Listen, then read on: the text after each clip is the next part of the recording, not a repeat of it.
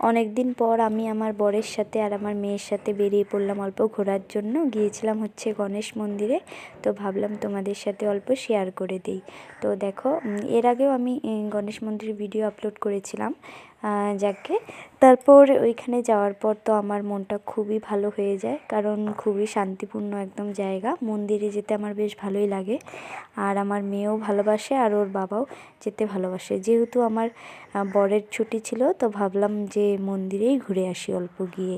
তো প্রচণ্ড ঠান্ডাও ছিল, সেই কারণে মন্দিরে খুব একটা বেশি লোকজন ছিল না, কমই ছিল। আর বেশি ভিড় আমার ভালোও লাগে না, লোকজন কম থাকলেই ভালো লাগে সেইখানে গিয়ে।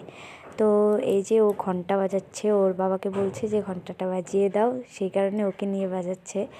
তারপর এই যে বসে আছে আমার বরমশাই, আর এই যে আমার সোনামা ঘুরে বেড়াচ্ছে এদিকে ওদিকে। অনেক টাইম ছিলাম, ওর খুব ভালো লাগে মন্দিরে যেতে। আমরা যেই টাইমে গিয়েছিলাম মন্দিরে তখন সন্ধ্যা আরতির সময় ছিল, তো সেই কারণে আরও বেশি সময় ছিলাম।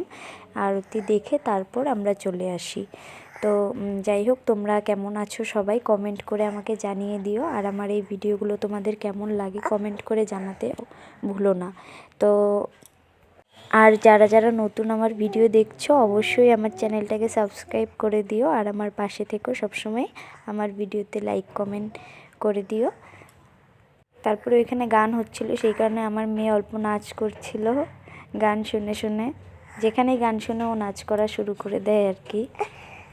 ও নাচ করছিল আর ওর পাপাকে দেখছিল, ওর পাপা ওকে যেইভাবে বলছিল ও সেইভাবেই নকল করে নাচ করছিল ওর পাপাকে দেখে দেখে। এই যে দেখাচ্ছে আর ওইভাবে নাচছে। তো যাই হোক, ভিডিওটা কেমন লাগলো অবশ্যই কমেন্ট করে জানিয়ে দিও। দেখা হচ্ছে নেক্সট ভিডিওতে।